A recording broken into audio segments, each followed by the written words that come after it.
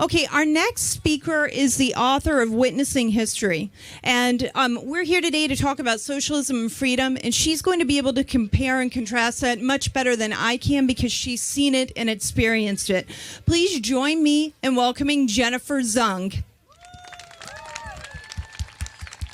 Thank you. Thank you.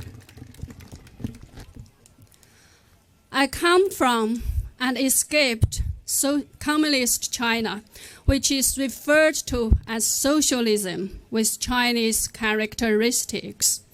That's why I never wanted to live in any sort of socialism again. But here in the US, I'm starting to feel that it has followed me. Not only many politicians are making socialism sound so sweet, but the majority of young Americans are attracted by it. But here is what it really is. In communist China, the government, or rather the Chinese Communist Party, the CCP, controls everything. And because it controls everything, it can make all the rules, it can take away people's liberty, property, and dignity, and persecute them at will. So ever since the CCP took power 70 years ago, more than half of the population has been persecuted one way or the other. Over 8 million people died of unnatural deaths. My family and I suffered too.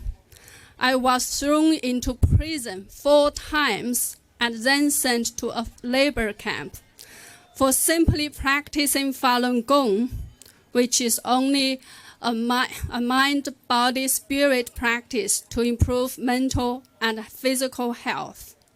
The labor camp felt like entering right into hell. From the very first moment we were in, we were forced to squat like this, with our hands putting behind our heads, our heads lowered, and our eyes looking at our feet motionlessly, squatting like this under the baking sun for 15 hours. Whenever someone couldn't endure or fainted, electric batons were immediately used on them so that they would be revived to continue with the squatting.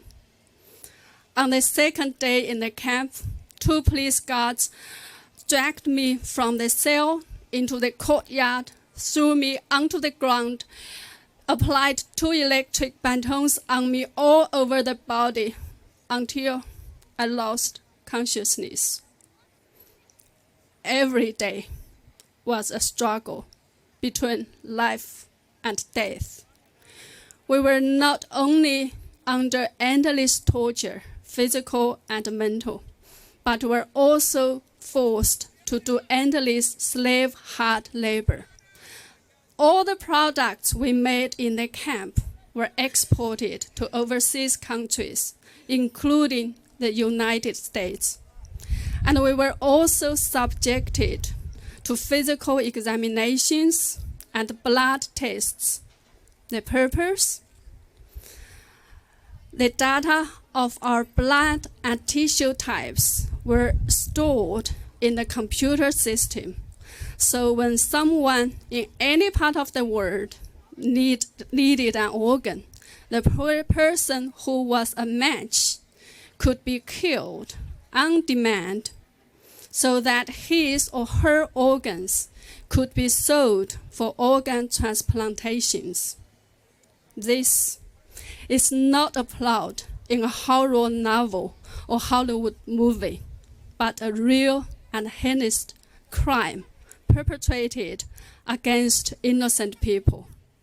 During the past 20 years, when Falun Gong was persecuted in China, the number of people killed for their organs could be in millions. And now, the CCP has not only spread the terror and violence amongst millions of Falun Gong practitioners, Tibetans, Uyghurs, Christians, people of Hong Kong, and ordinary Chinese citizens, but it has also tried very hard, expanding its influence and power to the entire world. These, ladies and gentlemen, are the realities of socialism. Socialists promise heaven on earth, but always end up giving you a one-way ticket to hell.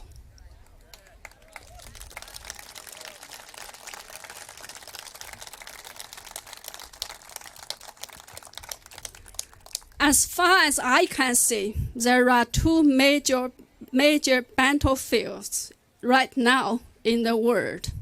One is the war between the free world and the CCP. Another one is right here inside the United States, between the America's founding principles, traditional values, and the infiltration of communism.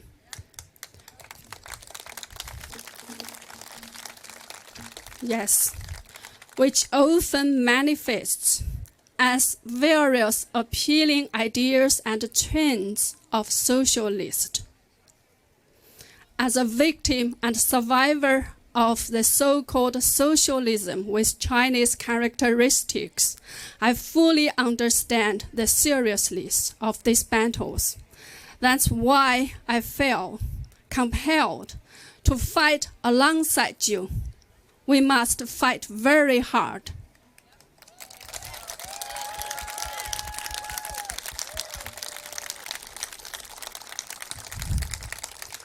The CCP is smart, but not smart enough to stamp out human desires for freedom.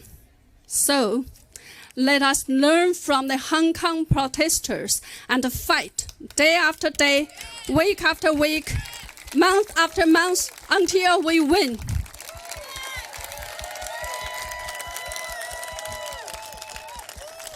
And together, we will win. Thank you. Thank you very much.